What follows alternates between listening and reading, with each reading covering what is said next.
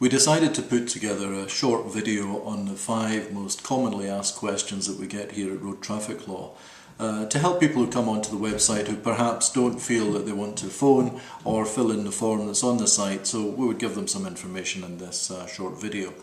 One of the questions that we get all the time, and we've had this right from the day we started out, is when I receive a notice of intended prosecution, do I need to answer that? So when I get the nip through the post, do I need to fill in the details of who the driver was? And the answer is, if you're the registered keeper, then I'm afraid you do. Section 172 of the Road Traffic Act and the O'Halloran and Francis case, the Strasbourg case in relation to right of silence, made it absolutely clear, crystal clear, that you do require to fill in that form. Now, people also get anxious because often the notice isn't served recorded delivery, and they think, well, that must be served recorded delivery, or it should be served by personal service, otherwise the Crown won't be able to prove that I received that.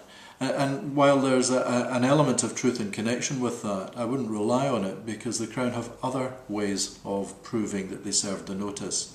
One of those ways is that they have a log and they note down the details of the notices that are sent out, when they're sent out, and who it is that sends them out.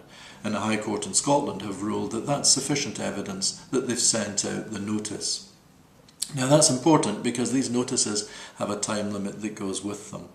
But the first question is, must I name the driver? And the first answer is yes. If you're the registered keeper of the vehicle, you must name the driver. And if you fail to do that, you would be charged with Section 172, which carries the higher penalty of 6 penalty points, and generally a higher fine. So be aware of that.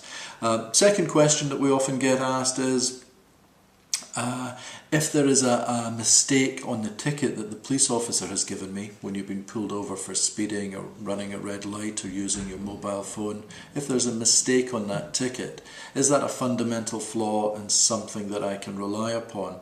And the answer is generally no. It's all bad news in this video, but basically if you're handed a ticket by a police officer, that's simply an offer to sort this matter out without it going to court. So it's almost like a civil offer. You're being offered a notice saying, if you accept this 3 penalty points and this £60 fine, then it'll go no further. Now, that doesn't mean that errors on the notice are of no consequence. They can be very important, but generally they would only be important if you decide not to pay that ticket and to go to trial.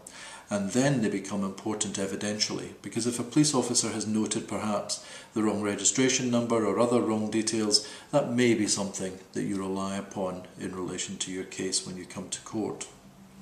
Now, that's question number 2. Question number 3 tends to be, how long do the police have, or do the prosecution have, to bring this case against me?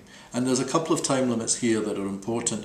One of the time limits is that if you're detected by a Gatso camera, Truvelo, or one of these overhead cameras or vans, then the way that prosecution works is that you'll receive a letter in the post, the NIP, and that notice of intended prosecution requires to be with you within 14 days of the alleged offence. Okay, so the first time limit is 14 days for you to get the ticket.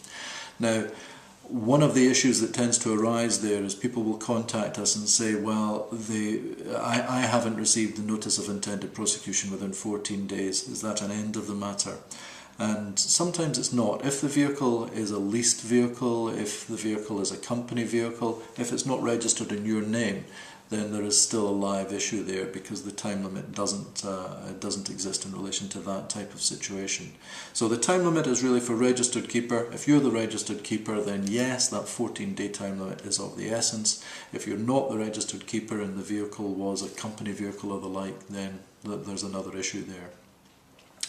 The other time limit that's important in relation to these cases is there's a 6-month time limit for speeding, using your phone, running a red light, careless driving, that type of offence. So 6 months, but 6 months isn't from the date of the alleged offence to the date that you receive the case papers. It's 6 months from the date of the alleged offence until those papers are sent from the Procurator Fiscal's office. Okay, so it's the date of them sending.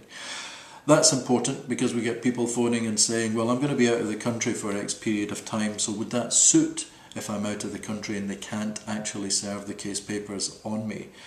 No, it doesn't make any difference at all, because they can ultimately prove that they sent the papers out within the 6-month period, and if that's done, then that's perfectly appropriate and it is within the time limit. But there is a time limit, there's a 6-month time limit, so be aware of that, and if you do receive case papers, check and see if this is something that's out with the time limit. Get in touch with us. We may have to have what's called a diet of debate, which means the case calls in court and we have to ask the court to set a debate and establish whether the court reckons that the time limit has been exceeded, you've been prejudiced, and therefore you should be helped, and the case should be kicked out of court. So one of the other questions that we're regularly asked, usually at the end of any long phone call, is can you actually win my case, and can you guarantee that you will win my case? And what I would say is that any solicitor who guarantees that he's going to win your case should be asked a hell of a lot more questions than just that one, because no one can guarantee a win. Nobody can guarantee what court you're going to appear in, what the vagaries and what the mindset is of the magistrate or magistrates that you're going to appear before. So please don't buy into the idea that anybody can guarantee you a win. What we can do here is we'll give you an assessment of your case, and we base that on all of the information that you give us. We give it not just what you tell us, but what the Crown give us in disclosure, and by a look at all of the evidence in the case. We'll weigh that up and we shoot from the hip, and we tell you exactly whether we think we can win your case. It's probably why we do have a high win rate, because we don't take every case to trial. We'll take cases to trial where we think there is merit in the defence, and we'll tell you why we think there is merit in that defence. I guess the key one, the question 5, the question that everybody wants to answer, or have answered, is just how much is this going to cost me? And well, we work on a fixed fee basis. Our fixed fees are based on where the court is and our estimate of the time that will be involved in those cases. But frankly, we're not a business who sets the fee on the basis of time. We tend to set our fee on the basis of value. So it's the value that we're bringing to your case and what we reckon that is worth. And we set a fixed fee, we agree that fixed fee with you, and you're not hit with any extra charges or any extra fees at any time.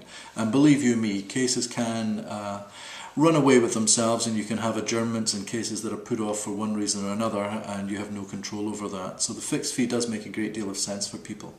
One of the other things that's really important nowadays is that home insurance, as opposed to car insurance, quite often has cover in relation to road traffic cases. So check out your home insurance. You may find that you're able to afford us just by phoning up your insurance company and making a claim. The bottom line of all of that is that if you have any questions at the end of this video, don't hesitate. Pick up the phone, call us on 0800 612 9597. That's 0800 612 9597. Or go online, give us some information about your case, and a lawyer will come back to you today to discuss your case and give you some advice about exactly where you stand and how we can save your driving licence.